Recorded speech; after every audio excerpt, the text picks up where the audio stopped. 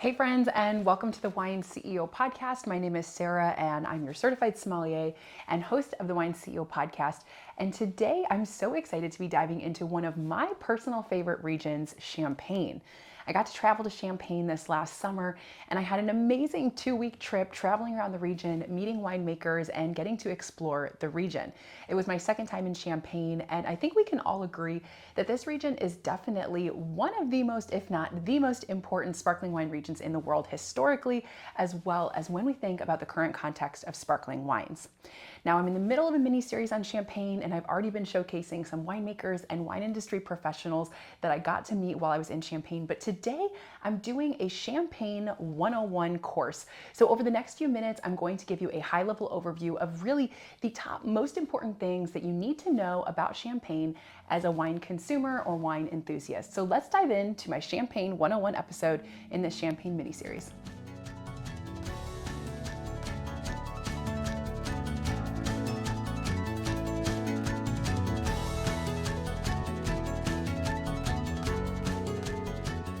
So the first thing I love to talk about when I'm chatting about Champagne is where it's located. It's only 90 miles northeast of Paris, perfect for a day trip if you're not making a whole week out of a time in Champagne, but it's also one of the most northernly wine growing regions in the world, which means it's very cold there. Believe it or not, most of the year, Champagne tends to be rather chilly, like around 50 degrees, and they do even see snow sometimes in the winter. This means that the grapes that tend to flourish there are grapes that are a little bit thinner in skin and tend to like high acidity.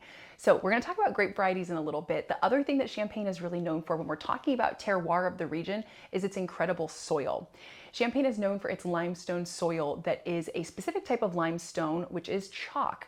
It's interesting, as you go through the region, you'll actually be able to visit cellars where you can see the chalk that is in this region, and you can see how wet and porous it is. It makes it really great for water retention so that the vines can reach really deep down into the soil and get access to water in these chalk quarries.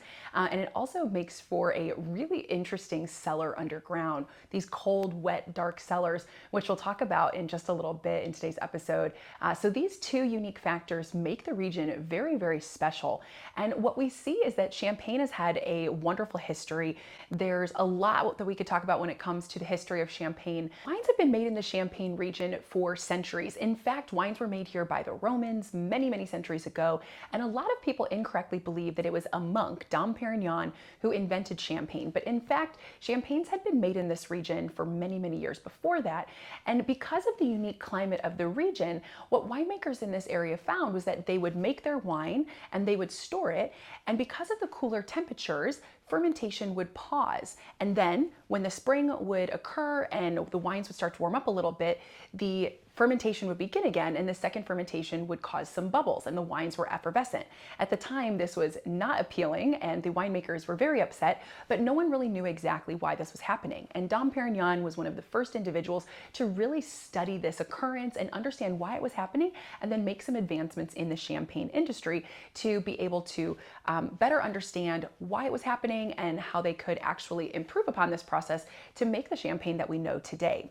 So while he did not invent Champagne, he definitely helped develop it into the industry that we know today, and is definitely considered the father of Champagne. You can visit his grave while you are visiting the Champagne region. It's definitely a highlight and something that's really fun to do. Now, when we're talking about wine regions, we typically discuss the appellations or regions of origin that each region is broken into. When we think about Burgundy, there's over 100 appellations. When we think about Bordeaux, there's like 60 plus AOCs or regions of origin, smaller wine designated regions. But in Champagne, many folks are surprised to hear that there's one, Champagne. And so it's really interesting because this region has had a lot of regulation for a long time to make sure that the wines that are coming from this region accurately represent what the name Champagne means. So to give you an idea, if you are a sparkling winemaker in France, you have to call your wine Cremant. You cannot call it Champagne. And any sparkling wine that is made outside of the Champagne region is referred to as a sparkling wine. In order to be called Champagne, a sparkling wine must be from the Champagne region and follow the very strict Champagne guidelines from this AOC. While the only technical appellation is Champagne, the region does have about 300 villages that have been designated as Grand Cru, Premier Cru, or Cru. And these designations were given to what the wine growers at the time considered to be Grand Cru, the best, most prime vineyards of the region, Premier Cru or Premier Cru, some of the most premier, so one step down from Grand Cru, but still really high quality vineyards, and then Cru, the rest of the grapevines. This was done because the vine growers wanted to make sure that they were getting the right compensation for their grapes when they were selling to larger houses. This fact is kind of argued today that you can still get amazing champagnes from Cru vineyards, and you can definitely argue that there are some really phenomenal wines that are being made from Cru vineyards, but many in the industry still argue that some of the best creme de la creme champagnes are going to come from Premier Cru and Grand Cru vineyards, especially if it is a vintage champagne, which we'll talk about in just a little bit as well. So let's discuss the permitted grape varieties in Champagne. When we talk about Champagne, everyone is going to think of Chardonnay, Pinot Noir, and Pinot Meunier. These are the three grape varieties that are used to make Champagne.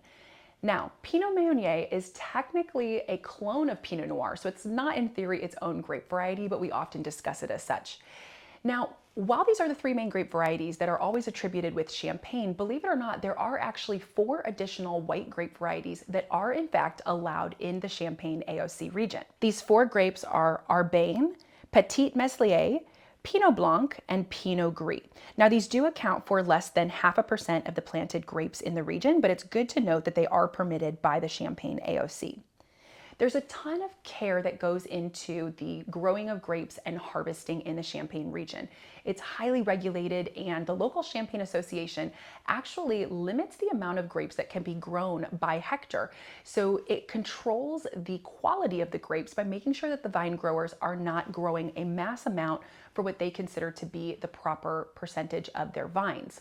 Additionally, there are restrictions around hand harvesting. All of the grapes in Champagne must be hand harvested, and they also must be pressed in a pressing facility that is in the vineyard. And so that definitely causes for a lot of additional costs in the Champagne region when it comes to labor around harvest time, as well as the need of facilities.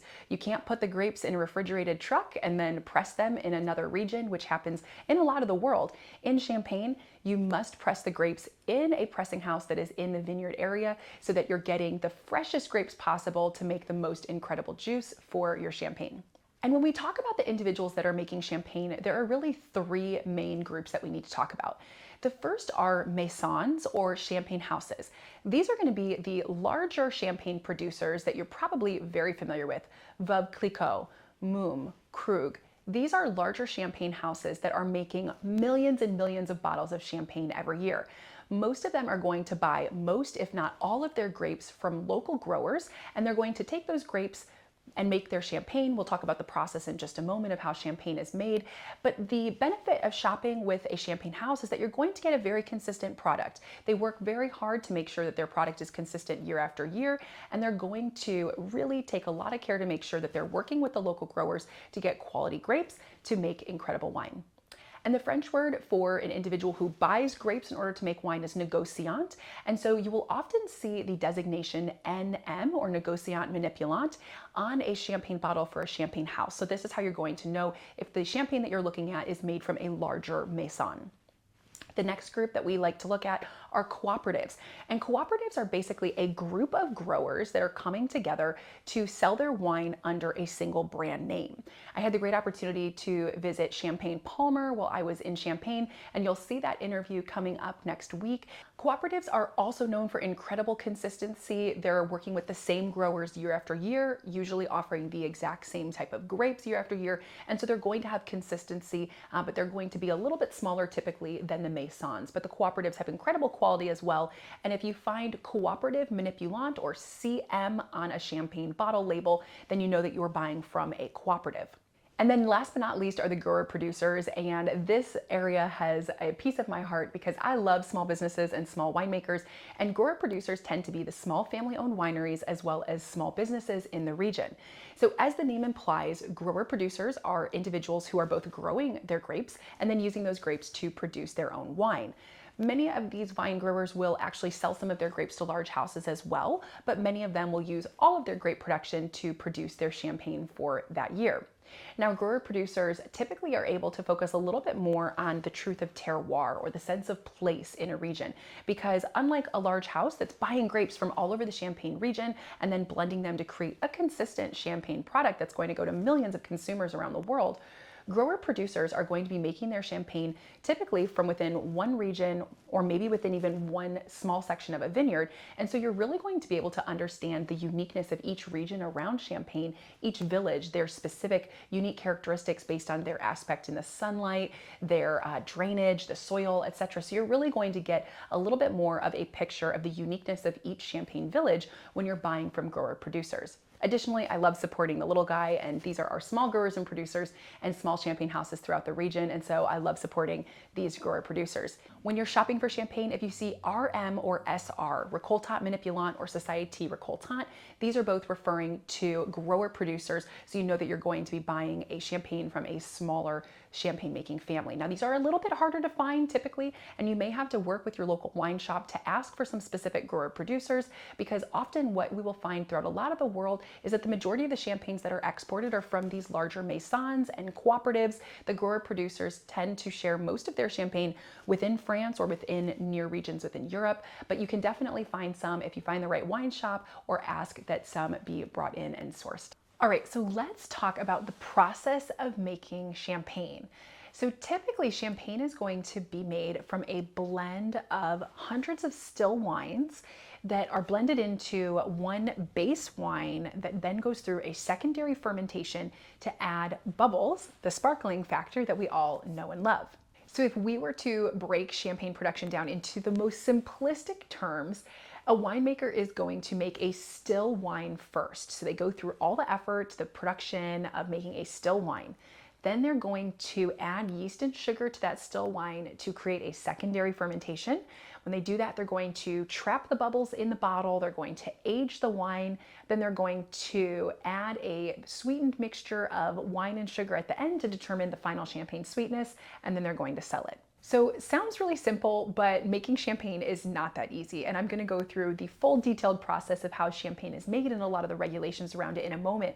But when you think about it, even just the process of the champagne maker needing to blend together a whole bunch of still wines in hopes that this perfect base wine is going to taste like the phenomenal champagne they want it to taste like after it goes through fermentation and aging, that alone is a complete art and science that takes many, many years to learn. In fact, many champagne houses will have multiple winemakers that have been working in the house for decades, and they may even hire an alumni or a retired individual that worked at the champagne house decades prior so that they can taste the base wine and help the current winemakers understand what it might taste like in 4, 5, 10, 20, or 25 years down the road, because it takes a long time to develop that skill. So it really is an incredible art and science, and not something that's very easy to just walk into and be able to make champagne. All right, so let's start with this deeper dive of how champagne is produced. So grape wine starts in the vineyard, right? And so the first step is harvesting your grapes. We've talked about the grape varieties, and basically you are going to harvest your grapes, press them in the vineyard, and then ferment the juice. Typically you're going to ferment in stainless steel or oak barrels. Now, typically winemakers will keep their wines from different lots in their vineyard separate. Because of the uniqueness of terroir and the grapes from that particular vine row or vineyard in general, there will be different flavors in that wine. It might taste a little more tart and acidic. It might have more floral components. And so the winemaker is going to keep those still wines separate. And then when they go ahead and blend them together, they're trying to find this perfect balance in their base wine. In some years, there are even some large houses that may blend together hundreds of base wines in order to create the final still wine that they're going to use to make their champagne. Now, another thing that's really unique in the Champagne area is that every year champagne producers will actually hold back a little bit of their base wine. They do this so that they can have a reserve built up that they can blend into future years of their still wine that's going to be made into their champagne. They do this for consistency of flavor to make sure that they have this uniqueness of carrying on a bit of their wine from the previous year into future years. It also does help when there's a year with lower yield. Maybe it's a bad year and the harvest wasn't as plentiful as before. They can take some of their wine from their reserve and use it to build up their stock of wine this year. It was interesting interesting, as I was visiting Champagne, there were some Champagne houses that even had reserve wines from 50 years ago. So in their wine reserve, they had wines from every single year for the last 50 years, or some different time periods within that 50 years. And so there's incredible history and heritage around having these reserve wines. And a lot of wineries are very proud of what is making up their reserve wine that they're adding into their blend every year.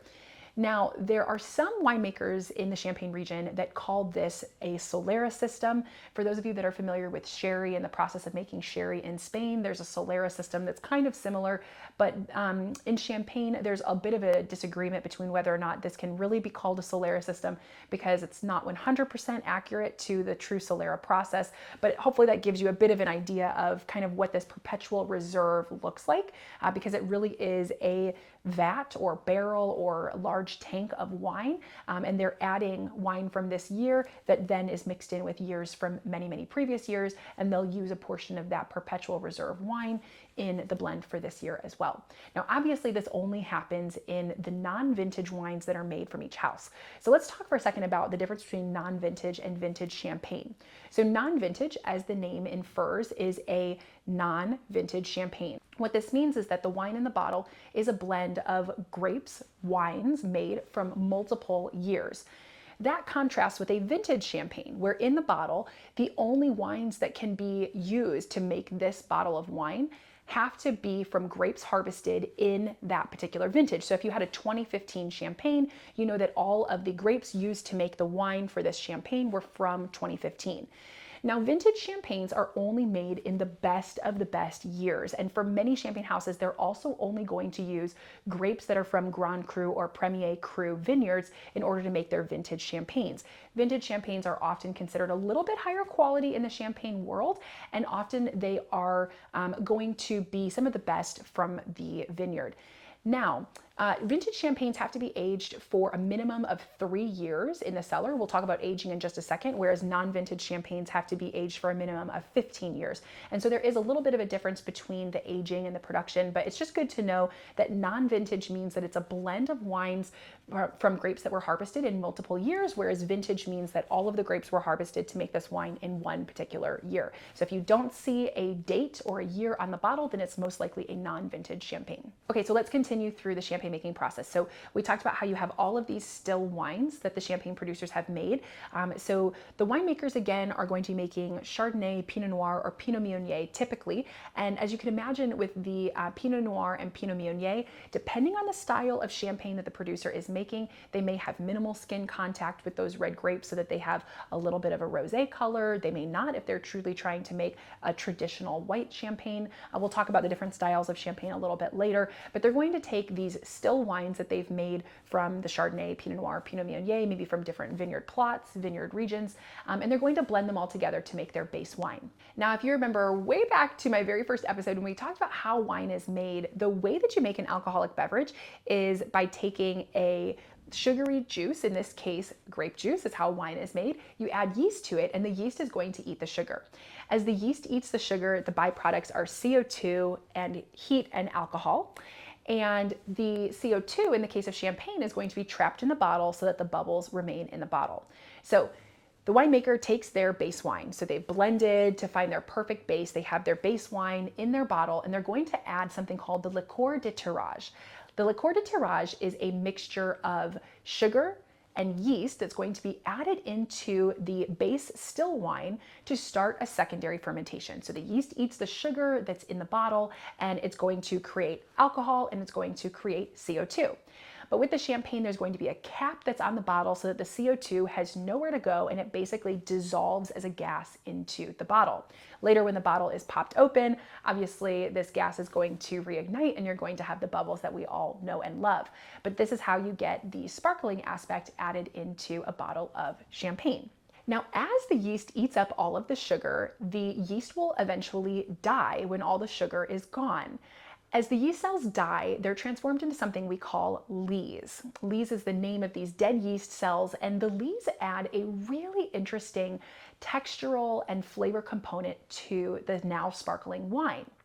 There's a term in champagne called sur-lie aging, and it's been used now throughout the rest of the world as well. And sur-lie aging means on lie aging. So this is when the wine itself is going to age on these lees, these dead yeast cells that are now sitting inside of the champagne bottle. It's a requirement that non-vintage champagne be aged on these lees, these dead yeast cells, for at least 15 months in the cellar before you can remove those lees. For vintage champagne, again, the requirement is 3 years that the wine must sit in the cellar on these yeast cells. So you're going to have a lot of bottles of champagne sitting for an extended period of time waiting this time period so that the wine can develop really unique flavors and aromas and texture because of the liquid, the wine being exposed to these yeast cells that are inside of the bottle. Now, if we were to stop right here, the champagne would be really cloudy. And this is what it looked like back in Dom Perignon's day. It was kind of cloudy and it wasn't necessarily appealing to the eye. Now, we're fortunate today to not have this cloudy champagne that Dom Perignon would have been familiar with in his day and age, because in the 1800s, Madame Clicquot helped us to create something called a pupitre. And Madame Clicquot was the widow. Veuve Clicquot is a famous maison or house in Champagne, and veuve means widow in French. And Madame Clicquot, along with her winemaker at the time in the 1800s, created a pupitre. It's an A-frame wooden device that allows a riddler, an individual, to be able to place wine bottles on this A-frame and slowly turn these champagne bottles over the course of about 2 months' time until the lees, all of the dead yeast cells, have slowly settled into the neck of the champagne bottle. Now, the reason for this, if you were to just quickly turn a champagne bottle that has these dead yeast cells upside down, the dead yeast cells are going to mix back into the liquid and it's going to be really cloudy. So over the period of this 2-month time period, the riddler will slowly turn the bottles and move them to different angles so that very, very slowly, very, very gently, these dead yeast cells, these lees, are going to slowly fall into the neck of the champagne bottle. Now, the Spanish actually created an automated machine called a gyropalette that allows us to now do the same process in about 1 to 2 weeks, which is a great invention and something that many winemakers in Champagne are very grateful for today. But the process is the same, where we're looking to get the dead yeast cells into the neck of the champagne bottle, and I'll explain why in just a second. Now, there are still some champagne houses that do still riddle wine bottles by hand to make their champagne. They have riddlers that continue to do this, and it is considered a art and something that is of great historical significance in the Champagne region. So many champagne houses will riddle their very large bottles, their Jeroboams and their Magnums, because they can't fit those into the riddling machine. They may also do it because there's prestige in that, there's honor and history that they're working to continue. And so for many of their vintage champagnes or their very high quality premier champagnes, they will riddle by hand. Okay, so whether the champagne house has used hand riddling or maybe the gyropalette process, you have these champagne bottles that are now upside down with the dead yeast cells in the neck of the bottle. So now we get into the degorgement or disgorgement process. And in this process, what you're going to do is actually freeze the neck of the champagne bottle in a solution that is going to create basically an icicle of wine and dead yeast cells. The champagne producer will then be able to pop that icicle out of the champagne bottle and remove all those dead yeast cells. So now you have a clear, beautiful, sparkling champagne. But when you took out this icicle, you also took out a little bit of your wine as well, and so the bottle would look somewhat empty. So this is where the winemaker is going to add in liqueur d'expédition, which is going to be a mixture of wine and sugar that is going to top off the bottle. The amount of sugar in this liqueur d'expédition is going to depend on whether or not the winemaker is looking to make a sweet style champagne, a off-dry style champagne, or a dry style champagne. And we'll talk about the sweetness scale in just a minute. So then this bottle of wine is almost ready for the consumer to enjoy. At this point, it's going to receive a cork and a cage and possibly a foil cover as well. Typically after the disgorging, the wine is going to be sold and almost immediately ready for consumers. There's a bit of a debate in the industry as to whether or not the champagne producer should age a wine after it's been disgorged. A lot of people will argue that the disgorging should happen immediately before it's going to be sold because the wine will taste freshest. It'll have the most round, balanced characteristics. There are definitely some winemakers that may disgorge and then age again for a period of time before they enjoy it. But I would say that the standard belief is that once the wine has been disgorged, it's then ready for consumption. So you don't necessarily need to age your champagnes at home. If you'd like to, you can, to be able to enjoy some unique flavors after they've aged for a period of time. But most champagne houses are going to actually age their champagnes for as long as they feel is beautifully optimal for those wines. And so you will have these wines that are sitting on the lees for 50, 60, 70 years, and then they'll be disgorged, and then they may be sold for, in that case, a very significant amount of money. But typically the champagne house will wait until they're ready to disgorge it to then sell it. While there may be some exceptions where there are some houses that will go ahead and disgorge and then could age for a period of time before selling it. But obviously real estate is very key in champagne, and so you only have so much space to be able to keep bottles and bottles of champagne in the cellar. And so there's a little bit of a juggling act there that the champagne producers have to figure out. So if you see a date on a bottle that says, disgorgement date or degorge date, that is the day that the lees were removed from the bottle and it was in essence corked and ready for sale. That is typically going to be found on the back of the bottle.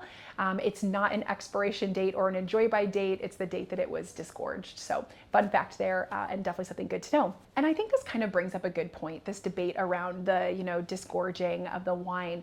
There's a lot of regulation in the Champagne region. Again, regulations around the grapes that can be used, how they have to be picked and pressed, when they can be picked is all regulated. And then obviously the aging process, the production process. There's a lot of regulation around Champagne. And if you want to learn a little bit more about some of those regulations, in episode 151, I spoke with a winemaking consultant from the Champagne region, Pierre-Yves Bourneret. We had a great conversation about the Champagne regulations, so I'll include that episode link in the show notes for today's episode. But there's a lot of regulation. And the intent there is that the Champagne board really wants to make sure that the reputation of the region is protected, that the champagnes being produced are of the caliber and quality that speaks to the region. But even within a lot of those regulations, there's a lot of creativity allowed for the winemaker, from the blend of the grapes that they're using, the time they want to age the wine, when they choose to disgorge the wine, where they're sourcing their grapes from. There's a lot of creativity in this, the sweetness level that they choose for their final wine. And so I think it's important to note that if you feel like you've tried one champagne, you've tried them all, or if maybe you didn't care for some of the champagnes you've had in the past, you have to try a ton. There's just as much diversity in the world of champagne as there is in any other wine region around the world, maybe even more so. And so you can try a ton of different styles of champagne. You could try one different champagne every day for the rest of your life and not be able to try them all, because there's truly so many to experience.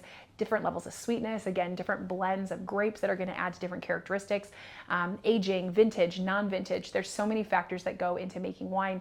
And there's also a big movement toward natural wines in the Champagne region as well. So that adds a whole nother aspect to it. So I think it's an incredible region to remember how diverse it is and how the winemakers have a lot of creativity still within those regulations. And it's good to try a lot of different styles from houses, cooperatives, and small growers, producers, so that you can get to experience a large variety of what Champagne has to offer.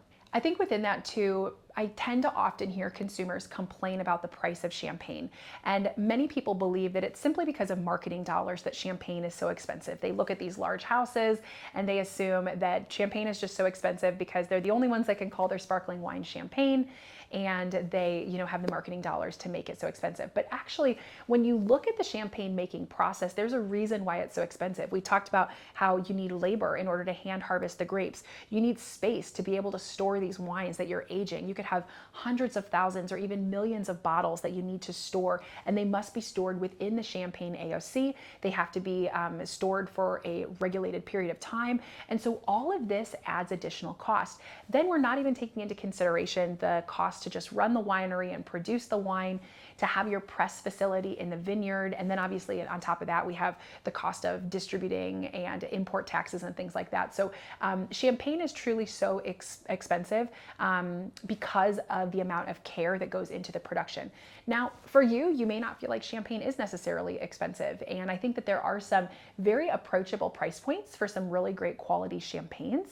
But you can also find some very expensive champagnes, and those are very expensive for a reason. They come from some of the best grapes in the region. They might be from an incredible year that had phenomenal flavors, and everything about the care and quality of how that single bottle was made really adds to why it is so expensive. And I think that's another thing that's so unique about champagne. Really, the care that goes into each and every single bottle is felt. When you get to visit a winery, when you get to walk through the halls of a cellar in Champagne, you get to really feel the pride that is going into a single bottle. In a lot of other regions, you might have a wine that's aging in a big wooden barrel for an extended period of time, but not always in the bottle. And so it's really exciting to see that that has to happen in Champagne in the bottle because of the surly aging process. And so you're going to really know that there's been intentional care that goes into each and every bottle of champagne that you enjoy. And I haven't even gotten into the fact that there are styles within champagne as well. So some of the common styles that you might see are Blanc de Blanc. That means white of white in French. And this is going to be a white champagne that's made from white grapes, only so Chardonnay. So it would be a 100% Chardonnay wine. This is a very common style that you'll find throughout the Champagne region. There's also Blanc de Noir. This means white of black. So a white wine that's made from red grapes in this case, so Pinot Noir and Pinot Meunier, but the wine will have very quick pressing, soft pressing, no skin contact so that there's no color extracted from the skins in the Pinot Noir and Pinot Meunier, so that you get a beautiful light colored juice that you turn into this white champagne. Then you also have rosé champagne, and rosé can be made from a couple different processes throughout the region. Again, Pierre-Yves and I discussed that a lot in episode 151, but you can have rosé champagnes as well that are made from Pinot Noir, Pinot Meunier that have extended skin contact, have a little more color, or a blending of a little bit of a red still wine of Pinot Noir, Pinot Meunier into that Chardonnay as well to make this rosé beautiful color champagne as well. Now, I focused exclusively here on the production of champagne because that's really what this region is known for, but I would be remiss if I didn't mention that there are also still wines as well as sweet dessert wines and even some liquors that are made throughout the Champagne region too. Again, head back to episode 151 with Pierre-Yves where we discussed some of the still wines that are made throughout the region as well. I honestly didn't know this for a very long time into my sommelier journey because the focus of Champagne is sparkling wine, and so I always knew that Champagne was Champagne, and why would you make grapes in this region and not use them to make beautiful sparkling wine? But there are so many incredible still wines that are coming out of the Champagne region. It can be very difficult to find these wines. They're not as commonly exported, and they tend to be very unique and difficult to find. But if you work with the right distributor or the right wine shop, you can definitely get some incredible still wines coming out of the Champagne region. And if you find yourself traveling to France, especially if you're around Paris, try some still wines from Champagne. You will not be disappointed. The winemakers are obviously putting a lot of care into these still wines because they know they could otherwise make a very profitable sparkling wine. So you know they're going to be amazing still wines as well. Now I have two more important topics for you today as we finish up this episode. Lots more Champagne content over the next couple weeks. So if you've really enjoyed this mini series, stay tuned because I have more on some interviews with winemakers, discussing natural wines in the Champagne region, travel tips, and so much more. But the last two things that I'm going to talk about today, first up, the sweetness scale. And I mentioned this a moment ago when we're talking about the liqueur d'expédition, so that little bit of wine and sugar that's added to top off the wine bottle after you remove the icicle from the bottle of champagne. And this liqueur d'expédition is going to determine the final sweetness level of the champagne for the winemaker. So there are multiple levels in the sweetness scale. The first is going to be Brut Nature, and this is going to be 0 to 3 grams of sugar per liter. Extra Brut, 0 to 6 grams per liter. Brut is anything less than 12 grams of sugar. Extra dry, 12 to 17 grams of sugar per liter. Sec is 17 to 32 grams of sugar per liter. Demi-sec is 32 to 50 grams of sugar per liter. And then Doux is going to be anything more than 50 grams of sugar per liter, which is going to equal around 5% of sugar content. So this Doux is obviously very, very sweet, but for context, the average liter of Coca-Cola is going to have double that. So 100 grams of sugar in a liter of Coca-Cola, and the sweetest level of champagne is going to have half of that. Now, that sweet style dew is really not as common anymore. What we actually see more of is brut, even, probably brut nature, maybe a little bit of sec, but brut tends to be the most common style that we see, and then some of those others, but it's not as common to see that sweet style as much. Who knows, we could see that shift, a pendulum with the industry in the future, but we tend to see more of those kind of brut styles. It's interesting because when you see dry on the bottle, a lot of folks think that that means it's going to be bone dry, but it's not. It's actually a little bit off sweet or off dry. And so it's good to keep that sweetness scale in mind when you are shopping for your champagne. And then last but not least, I want to end the episode talking about two main questions that I get asked often. The first is about glassware, and then the second is going to be about food pairings with champagne. So when it comes to glassware, there's two questions that I get all the time. I'm often asked, why is there that punt, that kind of divot at the bottom of a champagne bottle? And the second question I'm always asked about is what the perfect glassware is to use. So first up, when we're talking about the punt in a champagne bottle, so it's important to remember that in one bottle of champagne, you have about 1 million bubbles. You have 6 atmospheres of pressure that are bottled up into this bottle. And so if the glass was flat in the bottom, the pressure building up in this bottle would actually cause the bottom of the glass bottle to explode. This is why it is so important to make sure that whenever you are opening a bottle of champagne, you're following safe practices. And I have a video where I show how to safely open a bottle of champagne, and I'll link that here in the episode as well. It's really important to make sure when you're opening up that bottle of champagne that you're never pointing it at yourself or pointing it at another person in the room, because if the cork slips off before you're able to grab it, it can end up causing a lot of damage or a very serious injury, because you have 6 atmospheres of pressure. That's like the same pressure in a car tire that could explode. And so you really want to be careful and make sure you're being safe whenever you're opening up a bottle of champagne. So my next question I always get is, what is the right glassware to use when you're drinking champagne? Should you use a flute? Should you use a coupe? Those are kind of the two common ones that folks are familiar with. And my answer is actually neither. And that might surprise you, but when we talk about a coupe, the coupe champagne glass, as beautiful and vintage and delicate as it is, it's really not great for serving champagne. Sadly, because of the shape of the coupe, you're actually going to see the bubbles dissipate much faster because it has such a wide opening, and it's going to warm the champagne very quickly. And so it's not great for being able to enjoy champagne at its fullest. Then if we talk about a flute, the flute does allow for those bubbles to gather up along the sides, and so it's not going to let those bubbles dissipate as quickly as the coupe. But sadly, the problem with a flute is that it's so tall and narrow that you don't have the ability to actually enjoy the aromas of the champagne and fully get to experience the champagne. Because remember, it's a wine. You want to be able to experience the aroma of the wine. That's part of your sensory experience in tasting. So if you have this tall glass where the champagne is filled to the top of that flute, you're not going to be able to smell anything, and then that's going to inhibit your ability to properly taste. So there's actually a perfect glass called a tulip. This is the preferred champagne enjoying glass for most champenois, as well as a lot of wine industry professionals. And a tulip glass is going to look a little bit more like a white wine glass that has a bit of a wider base, but it does taper at the top and then have a little bit of a kind of tulip shape that then bevels out again at the top, so that you have the ability to enjoy the aromas of the champagne.